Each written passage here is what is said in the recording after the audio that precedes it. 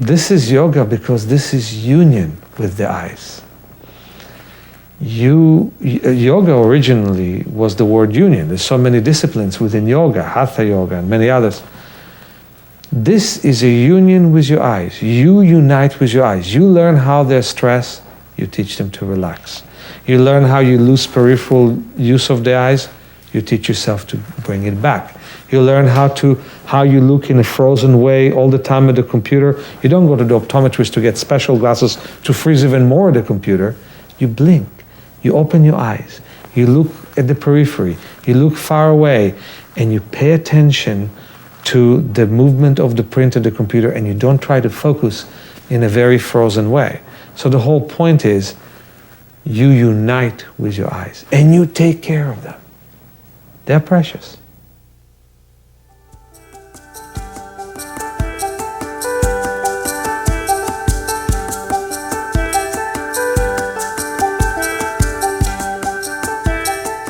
Meir Schneider was born legally blind. By the time he was 7 years old, he had undergone 5 operations. The surgeries removed most of his cataracts, but shattered his lenses and created dense scar tissue.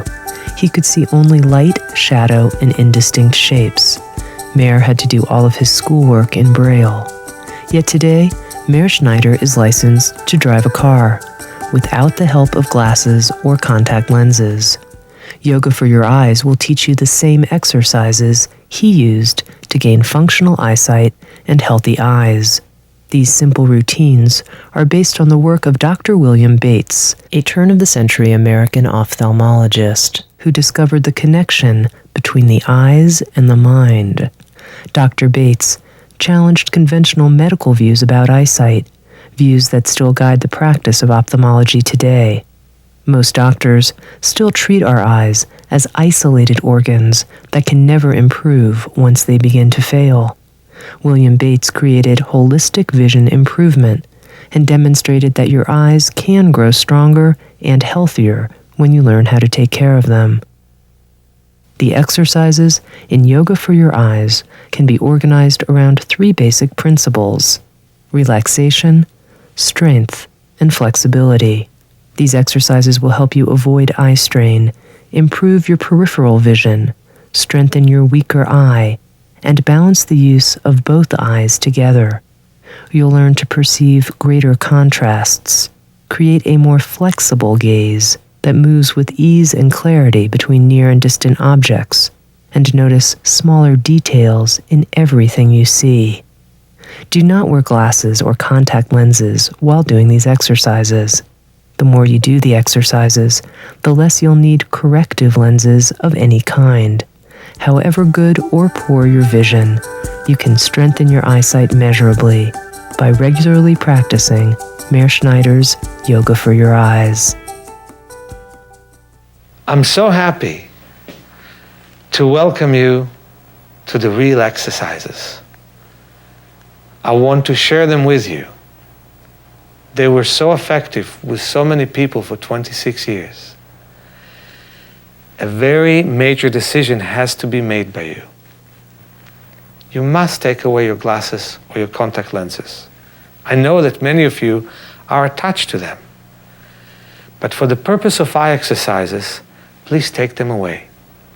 Don't compare your vision without the lenses to the one that you have with the lenses. Nurture your fuzzy vision and work with it. We will do many exercises indoors and even more exercises outdoors. And what's so important is that you will have high morale and a good mood. Have a lovely experience.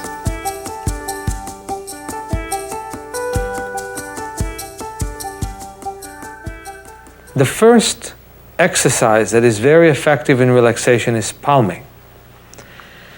In the Bates literature, the most that one of his patients ever palmed was 20 hours in one day. I myself palmed once for 11 hours, and right after that I got my driver's license after reading Braille in the beginning of my life. What I want to show you through demonstration is that it's important to relax the body before you palm. So when you sit and palm, you can really contemplate pure and complete physical and mental relaxation of the eye and complete relaxation of the optic nerve. This is the base and the foundation for your total visual improvement. Palming is an exercise, and so it's an option. And if palming doesn't work for you, you can sit in a dark room and visualize darkness and blackness. But if it does work for you, it's a very good exercise. It's very different than sleep, because sleep is a passive, unconscious rest, which we cannot do without. But palming is a conscious rest that helps you see exactly how tense you really are. In fact, with every true practice of relaxation, you learn about your true tension. First, relax your body. Tony, if you don't mind, intertwine your fingers and move the arms in rotating motion in both directions. Breathe deeply in and out through your nose to your abdomen. Many people inhale through their mouth. Don't do that. And don't even exhale through the mouth. Just inhale and exhale through your nose. And that slows down your breathing and helps oxygenate your blood. Now, please stand up and put your hands against the wall. We're not arresting you or anything. Move your chest forwards and backwards. Only move the chest. The elbows are straight. The hips are not moving. Only the chest moves back and forth. And you do it for around 12 or 15 times. You breathe deeply. You breathe slowly. Even though the hips move a bit, you don't make them move. It's only the chest that moves. And when you move forwards, you can move your head from side to side all the way. Stay forwards and move your head all the way from side to side. Side to side. And when you move backwards, stay backwards and move your head all the way from side to side.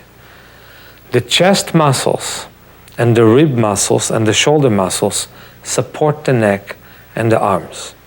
And they must relax for the palming to be successful. So if you had a long drive, a long airplane flight, or you were sitting for a long time, start by walking backwards, by moving your shoulders in rotating motion.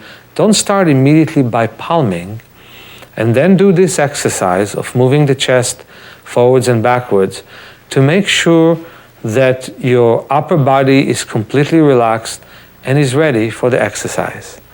Now, you can stand in the opposite way and intertwine your fingers and move the arms in rotating motion in both directions. And you can probably feel that your arms are loose now. Am I correct about that? Yes. And the reason is that the chest and the upper back are opponents of the arms muscularly, and when you loosen them, it's much easier to move the arms. Now, intertwine your fingers and put your palms forwards and move the arms in rotating motion in both directions and in the opposite direction. And it's very important for us to loosen the arms, the shoulders, the upper back before we sit down and palm, because it's going to be very easy for tension to ensue. Palming is such an important exercise, and we must do it right. Now let's put the table forwards and the chair.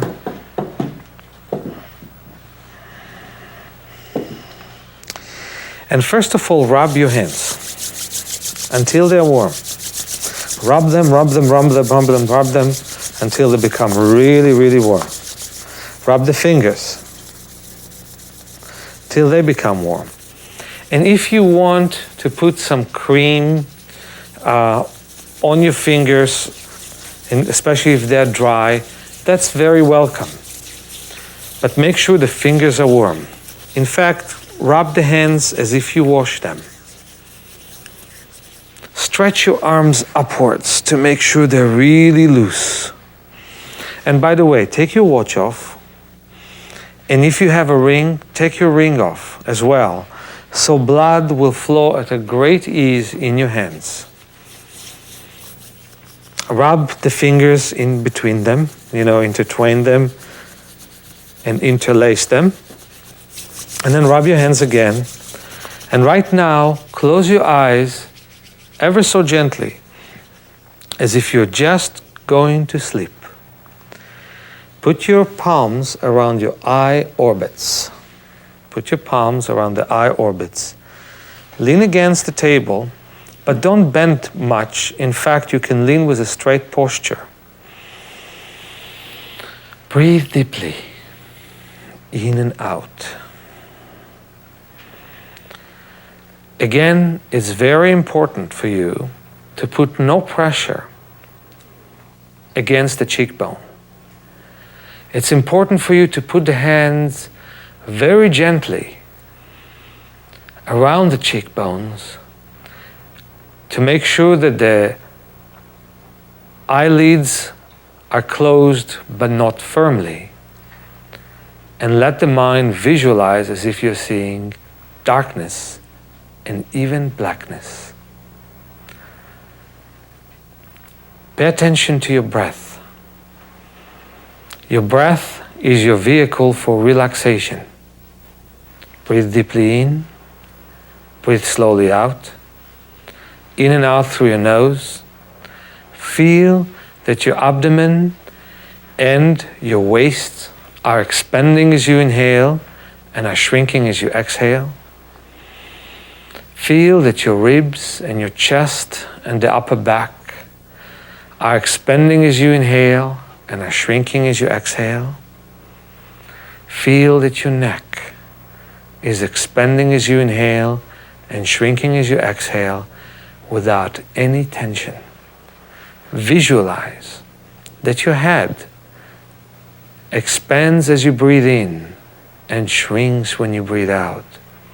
And the whole upper body expands when you inhale and shrinks when you exhale. As you breathe, visualize that your arms are expanding and shrinking, expanding when you inhale and shrinking as you exhale. As you breathe, visualize that your hips and thighs are expanding as you inhale and are shrinking as you exhale. As you breathe, visualize that your knees are expanding as you inhale and shrinking as you exhale. Visualize that your calves are expanding as you breathe in and shrinking as you breathe out. And visualize that your feet are expanding as you inhale and shrinking as you exhale.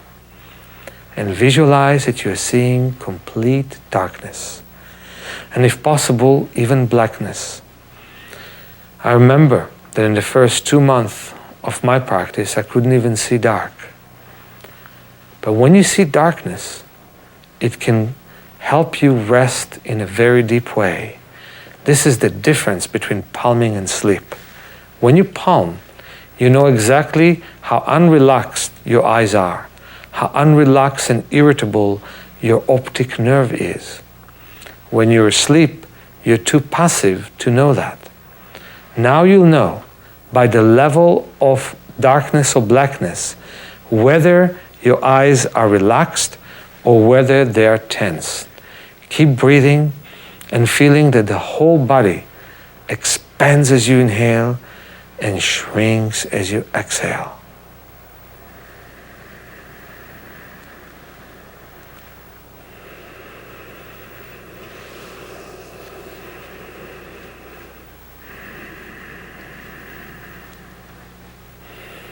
You can now visualize that you're seeing a waterfall or a boat sailing in an ocean. You visualize it's night and you can only see the sail in a very fuzzy way in the dark of the night. waves appear to be very dark, and visualize that the boat is sailing in a figure of 8. It's sailing away from the shore and towards the shore. It's sailing in a figure of infinity, horizontally from side to side, straight and diagonal, diagonal and straight. And that image can disappear and you can see a train moving in an 8 shape. And then you see black, complete black. Every image disappears and you breathe deeply in and out. Inhale and exhale through your nose. But now open your mouth all the way. Open your jaw all the way to just relax the tension in your face. Breathe deeply in and out and visualize that your house is black, your city is black, and slowly, slowly your whole continent and your whole world becomes black. Just stay with that thought for a moment and breathe deeply and slowly. You visualize that the stars are black, the sun is black, just to eliminate any thought of light and to relax the optic nerve. Now return back to your house, return back to your body.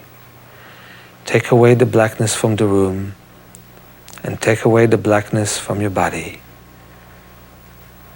And take away the blackness from the eyes and slowly take your hands off.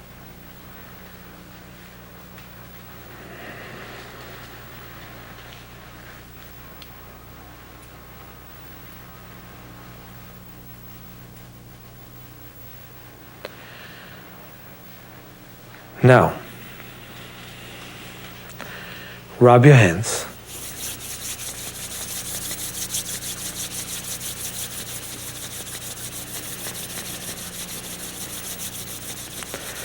And massage around the eyebrows and the cheekbones.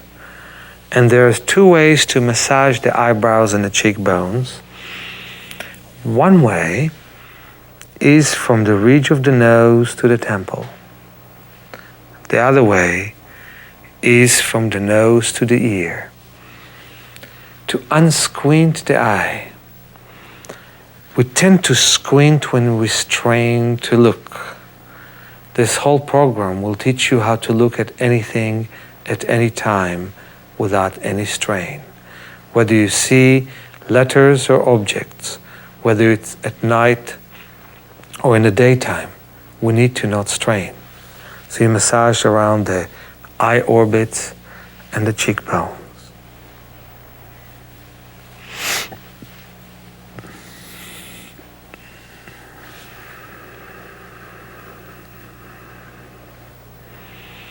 And keep breathing deeply. And if you have residue of that thought that your whole body expands as you inhale and shrinks as you exhale, that's a good residue. Don't let it go, just breathe. The next motion is in circles. Massage the little grooves that you may feel behind your eyebrows in the frontal bone. And all the grooves that you may feel in the cheekbones. You may find some sore spots. Don't make them even more sore by pressing on them, but massage them gently and in rotating motion all the way. So from the nose all the way to the temples, from the nose all the way to the ears in rotating motion. We breathe deeply and slowly. And then we massage gently around the eyebrows and the cheekbones. The eyebrows and the cheekbones. From the nose to the temples. From the nose to the ears. And you can do it much longer than we're doing it now. Believe me, it can only pay off. Do it several times a day. Now, let's talk about blinking. There is a big difference between blinking and squinting. When you squint, you tighten the eyes. But when you blink, you open and you close the eyes real gently. And you think as if the eyelashes are opening and closing the eyes. So Tony, when you open and close the eyes, visualize as if the eyelashes are doing the work of opening and closing. It sounds almost magical. But if you think that way, you stop yourself from frowning and squinting as you peripheralize those muscles. Feels nice, doesn't it? Yes. One other wonderful exercise is to massage the eyelashes, just so you will give yourself the order, the controlling order that the local eyelid muscles are doing the work and not the forehead muscles doing it.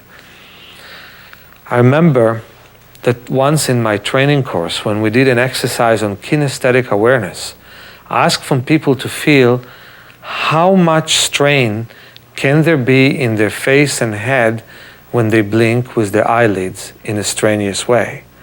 Some of them felt strain even in their neck and shoulder. Truth of the matter is, we don't even know how much we strain and how harmful it is. It's important to blink frequently.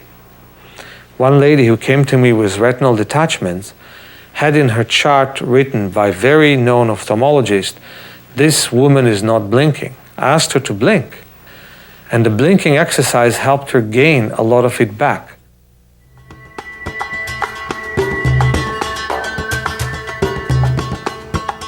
When you begin to do the exercises on yoga for your eyes, you may experience an immediate improvement in your vision. You can measure your continuing progress by taking a moment right now to mark your starting point. To do this, you may use a traditional eye chart or make your own. Use flowers, leaves, symbols, clip art from your computer, or any other images you like. Just arrange them in rows so that each row gets progressively smaller as you move down to the bottom of the page. Hang your chart at a distance where you can see only part of the chart clearly. Begin reading each line, starting at the top of the chart. Continue as far down as you can, then mark the last row you can see clearly. As you continue exercising your eyes, you'll use this point to measure how much your vision is improving. To do this next exercise, you'll need 3 rectangles of black construction paper. The first should be 1.5 by 2.5 inches. The second should be 2 inches by 3.5 inches. And the third should be 2 inches by 5 inches.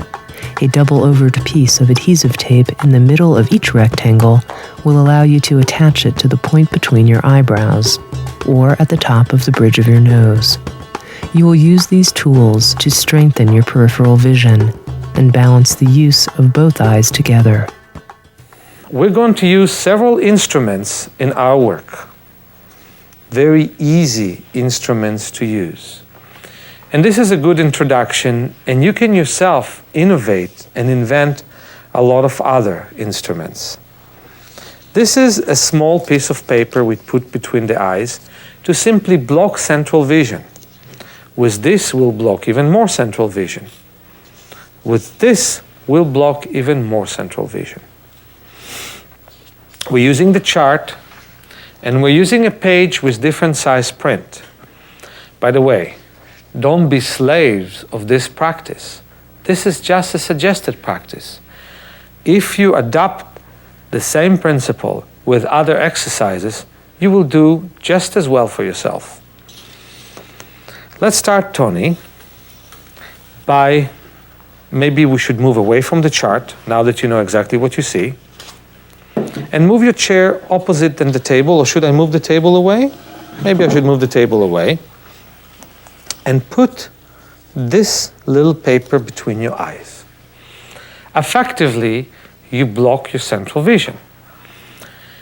Wave your hands to the side, and when you wave your hands, you are stimulating the rods which are specialized in peripheral and night vision. In the past, people used to sit in amphitheater and have 360 degrees of vision. Today, our peripheral vision has been diminished. We hardly walk at night. We hardly see stars and moons these days. And it takes about 40 minutes of a night walk to wake up the rods of the eyes. If you know a friendly environment, walk for about an hour and 10 minutes, so you'll have half an hour of waking up those rods. And the next thing I want you to do, Tony, is wave your hands and move your whole body up and down as you wave the hands, just to create more and more stimulation to those roads. Of course, one thing that you can do is run with this paper between your eyes and wave your hands to the side. And I used to do it. I used to even bike, but with a smaller piece of paper, and everybody was laughing, of course, but it really helped me start and use my two eyes together. If you use both hands from the two sides, you will have a good peripheral vision.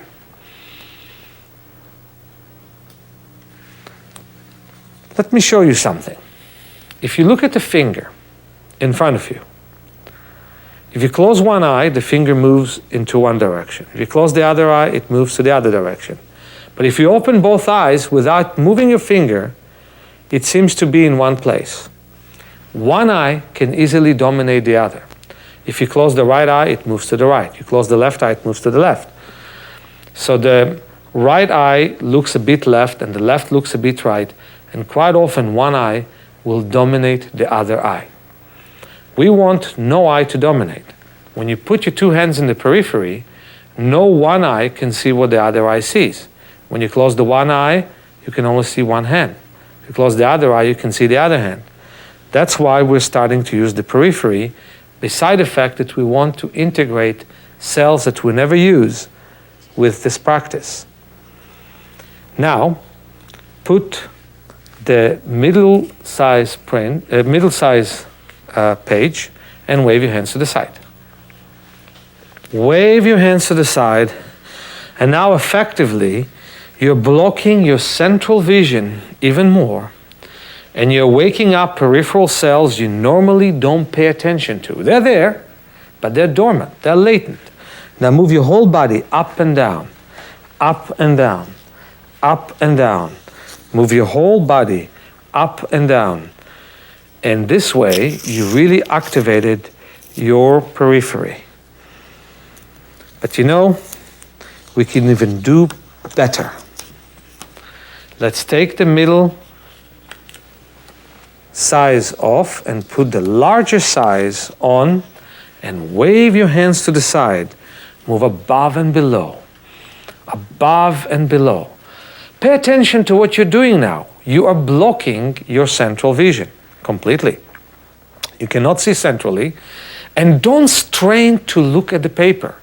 Just look at it with a soft eye. Don't focus on it, just look at it, and your brain will focus on the periphery. So you wave your hands from below, you wave your hands from above, you wave your hands from the side, and you move up and down. Up and down. Up and down. Up and down. Up and down. And now, rub your hands as you keep moving your head up and down. Rub your hands. Move the head up and down. And now palm. Put your hands around your eyes. Just for 3 deep breaths. And by the way, you can do it at any time, just palm for 3 deep breaths. But this time, we're palming in order to widen the pupils and to activate more of our peripheral cells that are only active in the dark. Now take your hands off and wave them and wave them. Do you have a sense more of the periphery of the room? Mm-hmm. Good. Now move your whole body up and down, up and down, up and down, all the way down, all the way up. This is a wonderful exercise, not only for good vision, but against pressure in the eye. It can help prevent glaucoma and many other eye disease. Now let's take this off and put this on. And wave the hands to the side. Wave the hands to the side. Wave your hands to the side. And I'll give you the small piece of paper. And wave your hands to the side. And there's a question I want to ask you. Does the small piece of paper seem to be smaller to you right now? Yes. Isn't that interesting? What's interesting about it is that the field of vision have grown. And so in relationship to the field, the small paper seemed to be smaller. Now, let's palm for a minute and we'll start the following exercises.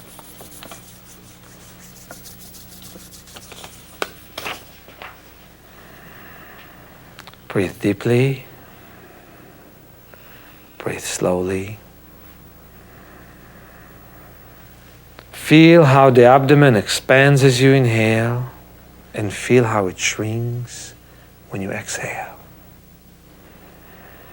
Feel how the waist and the lower back are expanding as you inhale and feel how they shrink when you exhale. Feel how the ribs are expanding as you inhale and how they shrink as you exhale. Feel how the head expands as you inhale and feel how it shrinks when you exhale. And slowly take your hands off.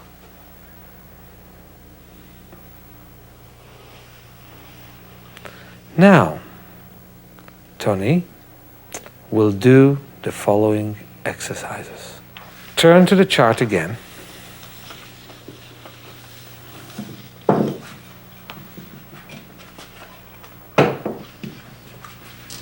And look at it.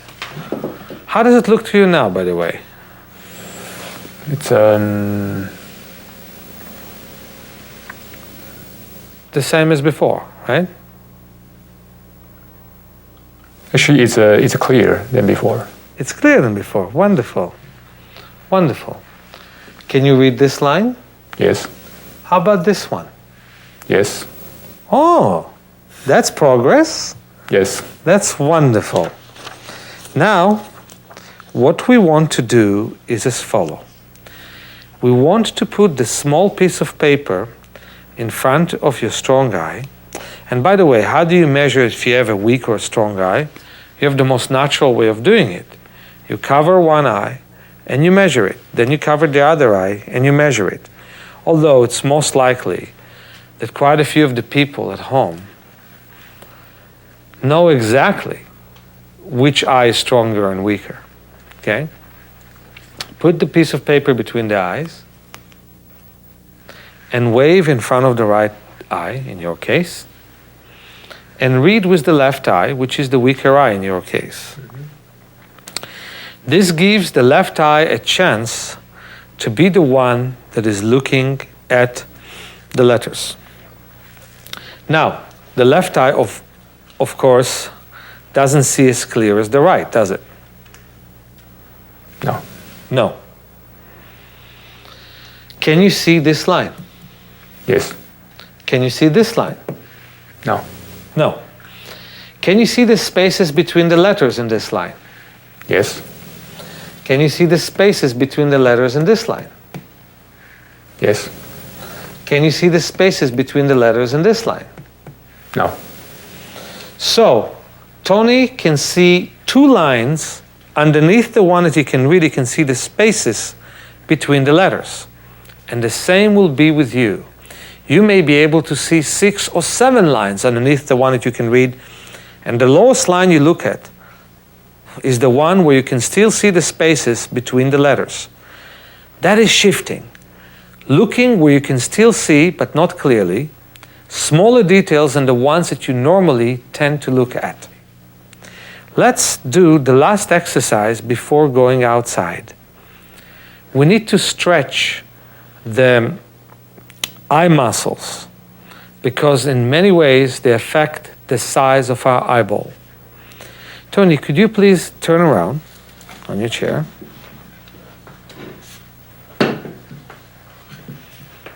And the exercise is as such. Put your hand on your forehead to make sure that you don't tighten the forehead to do the exercise. Look up to the ceiling. Look to the side. Look down. Look to the other side. Look down. Look to the other side. And look up to at the ceiling. So you move your eyes in rotating motion. And you move them from side to side. And you breathe deeply and slowly. You keep moving your eyes in rotating motion and from side to side. As you do that, you are stretching your muscles in your orbits. Keep moving the eyes in rotating motion in both directions. Move them and move them and move them. And breathe deeply and slowly. Breathe deeply and slowly. If you sense that somewhere is hard for you to move your eyes, like for example up, or up to the right, or up to the left, stay there and move your eyes from side to side right there. Now rub your hands and palm.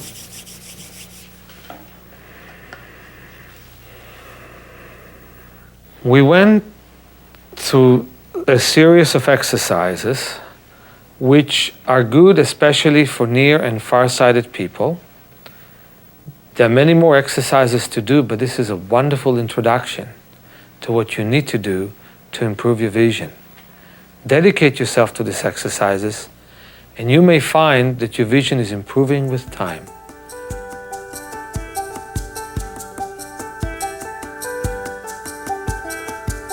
Many older people suffer loss of their central vision. This is because the area near the middle of your retina, called the macula, tends to weaken after years of overuse. The exercises that follow will reactivate the macula, improve your peripheral vision, and balance the use of your two eyes together. Because we spend most of our waking hours focused on nearby objects like computer screens, books, and television, our ciliary muscles must strain to keep the lenses rounded. When we look into the distance, these muscles relax and the lenses become flatter. In cultures in which people spent much of their time looking into the distance, most individuals had keener eyesight than we do, and their gazes were softer. In our culture, we are more likely to focus rigidly on specific objects, and we keep this hardness in our gaze when looking into the distance.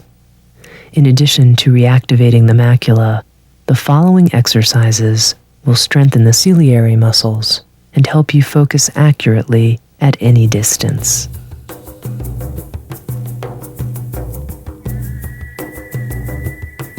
The healthy eye continually moves from one small area to another so that the macula, the tiny area in the center of the retina that is capable of detailed vision, can briefly gather information in each one of these areas. Like the dots that make up a photograph in the newspaper, these details add up to an accurate picture of the whole image. When your vision begins to deteriorate, the movement of the macula slows down. Your eye is no longer able to take in all of the visual information available, and what you see starts to appear fuzzy. Shifting is a technique Mearschneider teaches to restore the natural movement of the eye. In the following exercises, Meir and Tony will show you how to retrain your eyes to shift more efficiently, freeing them to register the finer details in your visual field. Let's start by looking at each other's faces. When I look at you, Tony, I look at your nose. I look at your mouth. I look at your chin. And Tony, since you see better than me, when you look at me, you can look at the tip of my nose. You can look at each nostril. You can look at each part of my forehead, at the hair that blows in the wind, whatever is left of it, yeah? At my chin, at my lower lip, at my upper lip, at one cheek, at the other cheek, and you look at parts of it. So when you look at anything, without losing at all the sense of periphery, you do see all the background in this outdoors. But at the same time, you are focused only on one single area. And clear vision is exactly that. The macula is so small that it's not even 1% of the size of the whole retina. Let's look at something really, really pleasant, like a flower. Isn't it beautiful? Can you help me describe what we're seeing here, Tony? We're looking at the petals in general, and we're looking at the veins, right? Mm-hmm. Any more description you have? I can see the stem and the purple center of the stem and the leaves around it, pinkish color, and with a greenish center of the leaves. And the more you look at it, and the more you look at parts of those leaves, the clearer the flower becomes, doesn't it? Yes. Great. And exactly the same way we can do shifting by looking at details. For example, when you look at this page, Tony, you can take a look at it. Take a look at the large print of the page.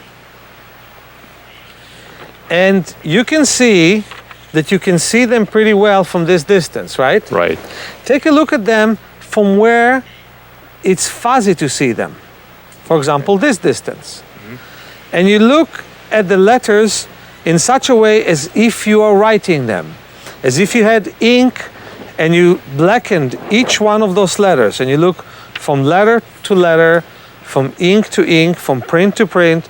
Now close your eyes and visualize that the letters are black and the page is white.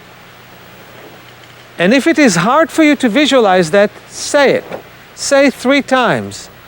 The letters are black, the page is white. The letters are black, the page is white. The letters are black, the page is white. Open your eyes. Is it a bit easier to look at those letters? Yes. Now take a look at the second column without changing the distance. Very important. Don't change the distance and don't strain to see anything. Look at the spaces between the words. Look at the spaces between the lines. It's very important that when you don't see something clearer, you don't try to see it clearer, just look at what you can see. So you see the spaces between the words, you see the spaces between the letters, close your eyes and say, the ink is black, the page is white. 3 times. The ink is black, the page is white. The ink is black, the page is white. The ink is black, the page is white. And open your eyes. And if you can see it without saying it in your eye mind, then just do that. How does it look to you? Does it look to you with more contrast? Yes. Now let's take a look at the third column and see the spaces between the words and see some spaces between letters. Can you see some spaces between letters? Yes. Now close your eyes and say, the letters are black, the page is white. The letter is black, the page is white. The letters is black, the page is white. The letter is black, the page is white. Open your eyes and take a look at the letters. And you can see that the spaces between the letters are a bit clearer. Mm-hmm. Now let's take a look at the lower letters. And there it's very hard to read anything, but you can take a look at the spaces between the words, spaces between the letters, spaces between the lines. And again, close your eyes. And those of you who have imagination, you don't have to say it out loud. And those of you who have a hard time imagining, say, the ink is black, the page is white. The ink is black and the page is white. The ink is black and the page is white. The ink is black and the page is white. Now open your eyes and see if you see greater contrast between the page and the ink. Yes. Wonderful. Now look back at the big print. And how does that big print look? Much better than before. Wonderful. And all you need is an improvement. And you're going to see that right here in the bright daylight, and especially if your page is in the sun and if you're in the shade, that will give you a very clear vision. Right now, let's work on balancing the eyes. A great stress for the eyes is the fact that they're not balanced, that one eye sees way better than the other eye. And it's very important to make sure that the two eyes are working together. So, let's start with the flower again. How do the details of the flower look to you? Looks okay. Can you describe me what you see? Again, the petals, the stems, and the leaves of the flowers, different colors. Now close your strong eye, which is, in your case, your right eye. Could be, in your case, left or right. Okay? Cover it. And how does the flower look to you now? Can you still follow the details? Yes, but less clear. Less clear. Describe them then. Can still see the green stems and pinkish leaves. Wonderful. Now open both eyes. And how does the flower look right now? It's clear with both eyes. It's clearer, isn't it? Yes. So now what we're going to do is put a small piece of paper between the eyes.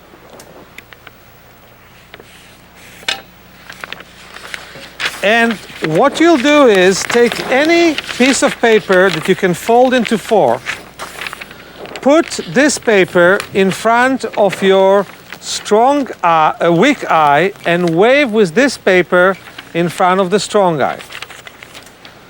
So you wave with one paper in front of the strong eye, while with the weak eye you're looking at the paragraphs. I want you to look at the spaces between the words. Put it in an uncomfortable area. Do you see the spaces between the words? Yes. Can you read the words? Barely. Barely. That's exactly where you want it to be. Now close your eyes. And while you visualize that you're waving the page in front of the strong eye, and you don't have to do it when you are visualizing it, just visualize it. Then visualize that the letters are black and the page is white. And say it 3 times.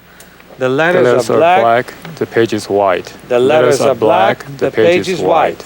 The letters are black and the page is white. Open your eyes, wave the page, and look at the print. How does it look right now? It's clear now. Now look at the second paragraph. Do you see the spaces between the words? Yes. Keep waving. Do you see the spaces between the letters? Yes. Do you see the spaces between the lines? Yes. Close your eyes and say, the ink is black, the page is white. The ink is black, the page is white. The ink is black, the page is white. The ink is black, the page is white. Now look at the third paragraph. Do you see the spaces between the words? Yes. Do you see some spaces between letters? Yes. Can you see some letters? Again, barely. Barely. Close your eyes. You don't have to wave the page again. The ink is black, the page is white. The ink is black, the page is white. And if you can visualize it, you don't have to say it. The ink is black, the page is white. The ink is black, the page is white. The ink is black, the page is white. Now open your eyes and wave again. How does it look? It's better. Good. Look at the lower paragraph. Do you see the spaces between the words? Yes. Do you see the spaces between the lines? Yes. Can some letters surface up? Again, it's barely. Okay, close your eyes. And don't wave. And visualize that the letters are black and the page is white. And for those who can't visualize, say it. The letters are black, the page is white. The letters are black, the page is white. The letters are black, the page is white. Wonderful. Now wave again and look at those letters. Is there more contrast? Yes. Now look at the dinky, smallest letters. Look at the spaces between the words. Look at the spaces between the lines. Close your eyes and say, the ink is black, the page is white. The ink is black, the page is white. The ink is black, the page is white. The ink is black, the page is white. Now wave your page again. How does it look to you right now? More contrast. Now take a look at the big print. How does it look now? It's much better, much more clear than before. Wonderful. How does the flower look to you right now? It's got more contrast, more coloration. Wonderful. And let's take the page off. And now tell me, how do the letters look to you this minute? It's very clear. And how does the flower look to you? It's very beautiful. This is exactly what balancing the eye means. You use the weaker eye and you put the stronger eye in the periphery. And after you do that, you see that your brain tends to look at small details with no effort. The biggest risk that you may have is that you'll create a great effort to see details. Don't worry about what you don't see. Just look at the smallest details that you do see and look at smaller details than those. The people who see the best in this world are people in primitive tribes, Bedouins in the desert, bush people in Africa, and they look far, and they look far without trying to see. When you were an infant, you looked only from 2 feet away at the age of 8 weeks. Then as you crawled and walked, you looked farther and farther without making any strain to see. Consequently, you got your great vision. When you lost it, you stopped looking at details, you just demanded from yourself to see them. So don't demand from yourself to see them, just look and make sure that you activate your weaker eye. Another great aspect of shifting is looking at different distances.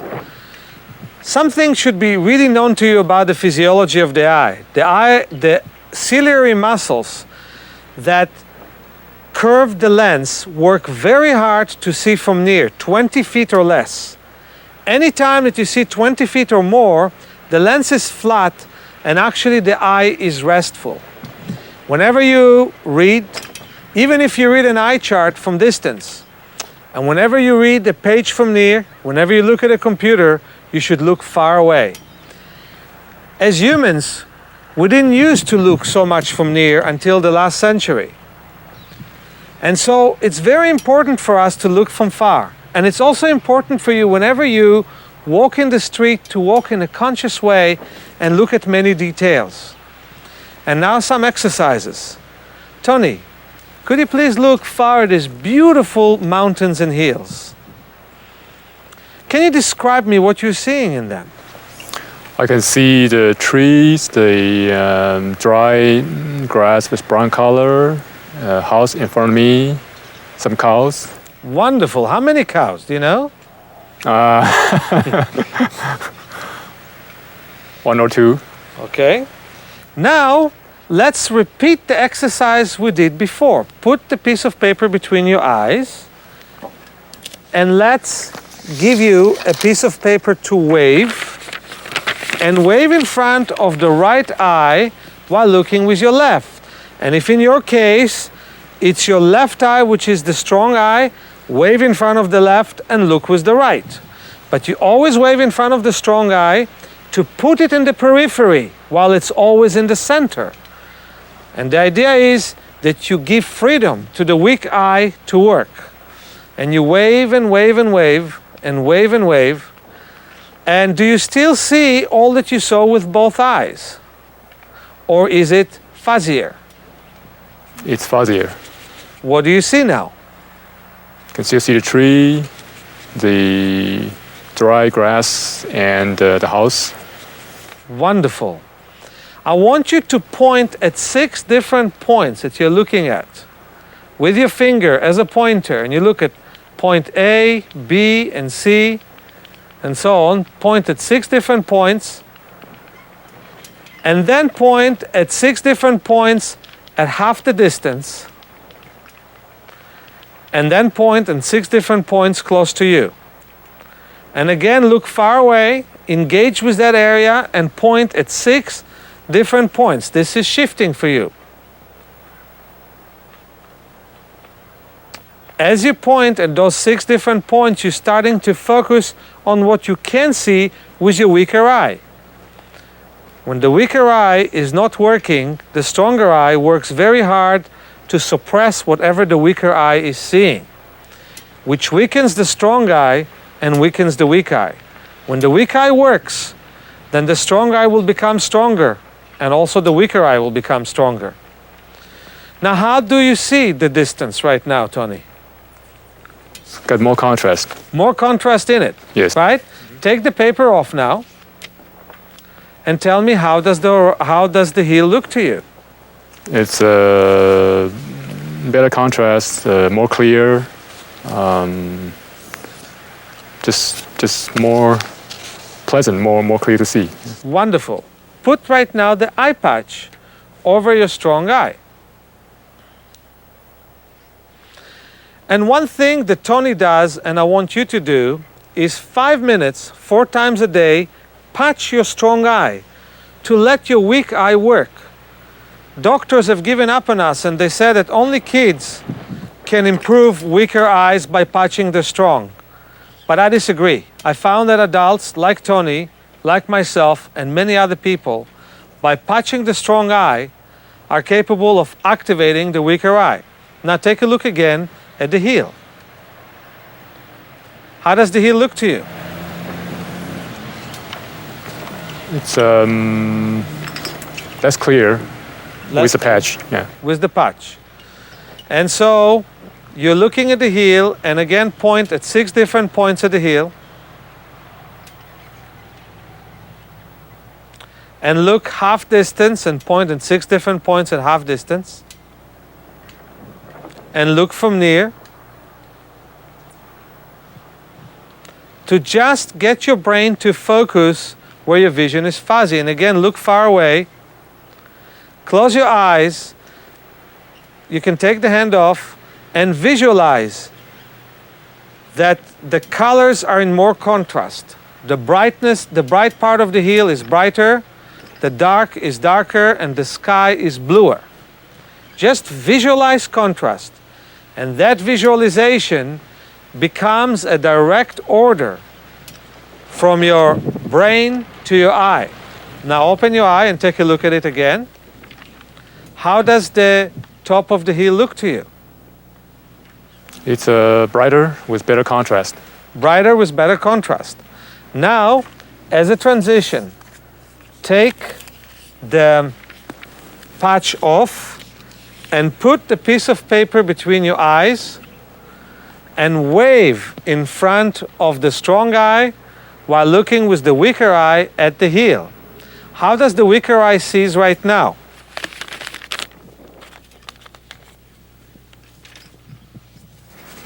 I can see the tree, I can see the ridge top, but less clear comparing to both eyes. Right. Close your eyes, and again, visualize without waving that you're waving in front of the right eye, or in your case, in front of the left eye, if the left eye is stronger, and that you're looking at different parts of that heel. That the heel is very bright in the bright parts, dark in the dark parts, and that the sky is bluer. And now wave your hand again and tell me, how does the heel looks to you? See a better contrast. Wonderful. Now let's take the paper off. And how does the heel looks right now? It's real bright. Real bright. Is it clear? It's clearer than before. With I can see clear brownish color of the dry land and greenish trees, blue skies. The whole thing just getting bright. Wonderful. One thing that you should know, that when you look at big and small print, when you look at a chart, and then you look far away, and then you look back at the big and small print, your eye is rested from looking far, and it will see much better what's in front of you and what's nearer. The following exercises, sunning and skying, involve adjusting your eyes to bright daylight. Because we spend so little time outdoors, our pupils have lost some of their flexibility. Instead of our pupils contracting, we tend to squint when we go outside. Sunning and skying will acclimate your eyes to brighter light, retrain your pupils to dilate and contract appropriately, and make you less likely to squint or need sunglasses. When doing the sunning exercise, please be careful to keep your eyes closed. And when doing the skying exercise, please don't look in the direction of the sun.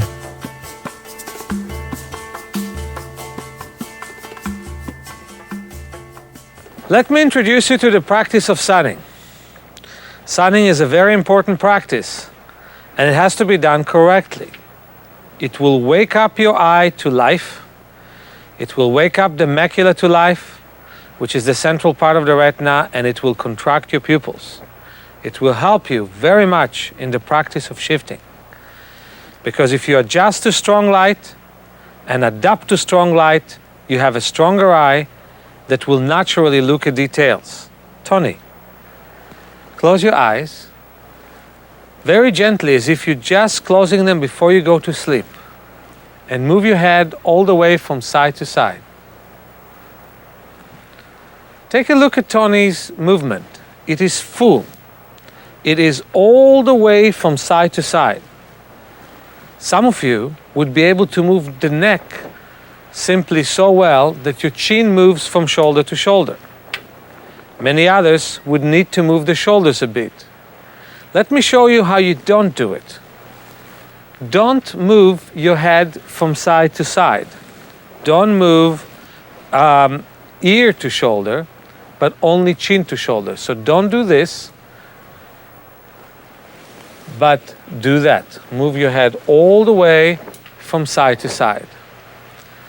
Pay attention to the warmth of the sun. Relax your face, relax your eyelids. And just know that your pupils contract as you look straight at the sun and expand as you look away from the sun. And both pupils contract together and expand. Contract and expand. You breathe deeply and slowly. This is the most important part of the exercise that you want to do no less than 5 minutes a day, and you want to do averagely 20 or 25 minutes a day, once in the morning, once in the evening, and maybe for a short time during the day. It will really strengthen your eyes. And here are some additions. Rub your hands, Tony, as you keep moving the head from side to side. And Tony is doing it just right. He keeps moving the head from side to side as he rubs his hands. Do not stop your head from moving. That would be wrong for the eyes. Now turn around and palm. Put your hands around the eye orbits, and not for a long time, for about 3 or 4 deep breaths. And you can see how darker the palming is right now after being exposed to the sun. Now take your hands off, look at the sun, and now move your head all the way from side to side. Breathe slowly. Breathe deeply. Breathe into your lower abdomen without any tension. And good addition is massage the eyebrows when you get to the side. So when you get to the right side, you massage the right eyebrows. When you get to the left, you massage the left eyebrows. I don't want you to squint in the sun. I want you to relax in the sun. In fact, Dr. Bates said that our choice is to squint or to see well. If you won't squint in the sun, you will wake up hundreds of thousands, if not millions, of cells in your retina, in the macula, precious cells that can help you see very well. And take a look at how beautifully Tony is doing it. He's doing it gently, and he's doing it with the correct hands. The left hand with the left eye, the right hand with the right eye, and only when he moves all the way to the side and not when he looks in the middle. So he does not disturb himself from seeing the sun, but he's really stretching his muscles, the lower muscles of the forehead and the muscles of the eyebrows, so they will not squint. Then, Tony, rub your hands again and keep moving the head from side to side. And you can see that much more sun is coming to your eyes. Turn around and palm. Visualize as if you're seeing darkness. And probably right now, it's much easier for you to see darkness than before. Then, when you take your hands off again, as you should do right now, and you move your head from side to side, you can see much brighter sun. And when you will see brighter sun, you will see much, much better.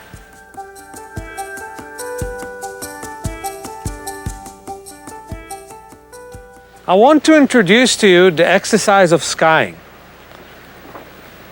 When you have no sun, you still want to adapt very vigorously to the daylight. It will help to activate your pupils and contract them. It will also help to your macula to wake up, and it will help your shifting exercises. Take a look at how we do it. We open the eyes and we don't close them. We blink at the sky, and many of you will find that you're squinting when you do that. So the solution is stretch your hand, and with the base of the fingers, the edge of the metacarpal bones, you put one hand behind your head, one hand on the forehead. The hand behind your head will be clawed like a claw. And you put one hand on your forehead and you move the head from side to side and you blink at the sky. Blink. Blink softly, but blink very quickly. Whether the sky are blue, whether the skies are cloudy, blink and blink and blink and adapt and adjust to the sky. Blink and blink and blink and blink and blink as you're looking at the sky, and you're going to find that it becomes easier for you to then look at details. When you stop doing the skying, just look at some details and you're going to see that they're much clearer.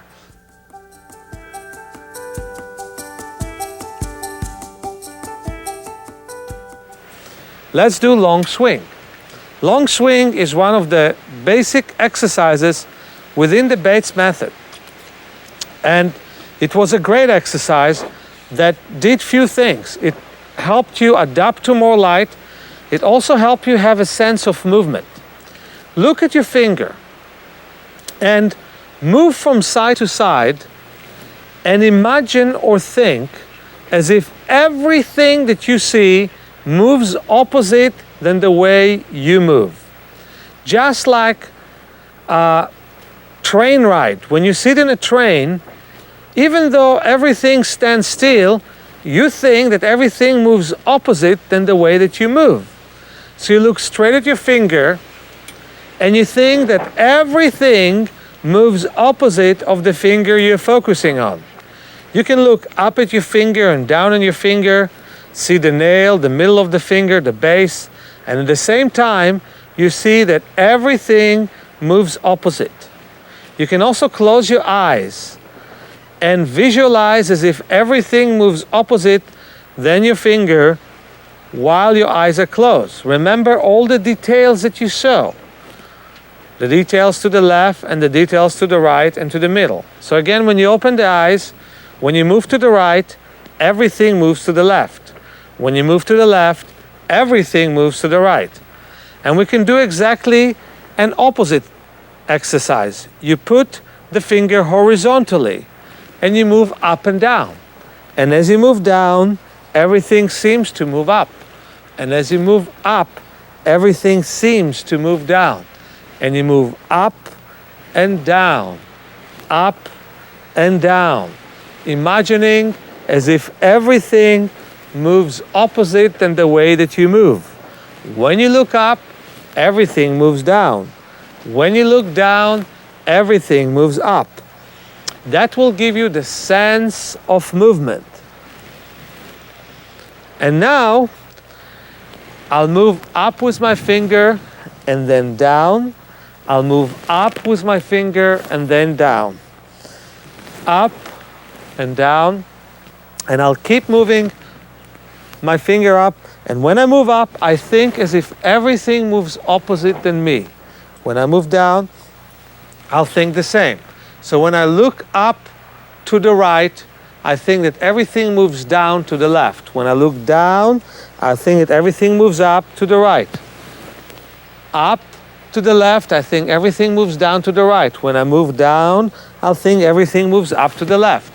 Up and down the same way. Then I'll look straight at my finger again and move from side to side. And probably you can see already that it's easier for you to imagine or to sense that things are moving opposite than you, that every object that you look at does move opposite than you. And right now, look at the sky again and do the skying and blink. And when you do the skying and blink, you can see that it's much easier for you to absorb the strong skylight. Breathe deeply and slowly. With one hand, you put pressure on your forehead, and with the other hand, you put pressure on the back of your head. You blink and breathe as you look up at the sky. If you only learn to relax your eyes and to pay attention to them, and not only to use them as if they're tools for purpose, but to look at them as a very precious gift that you maintain.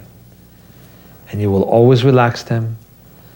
You'll always compensate for effort that they make by putting your eyes away from the book momentarily and look far away, by paying attention to the periphery. You sense when they get tired and you take care of the fatigue. Then you have really benefited from doing this work. No matter how much you improve and no matter how much time you have, if you only have 5 minutes at this part of your life, spend those 5 minutes taking care of them. Palm a minute, an hour in your workplace, or lie down and put a nice hot towel over your eyes and rest them. Take care of them. They deserve your attention.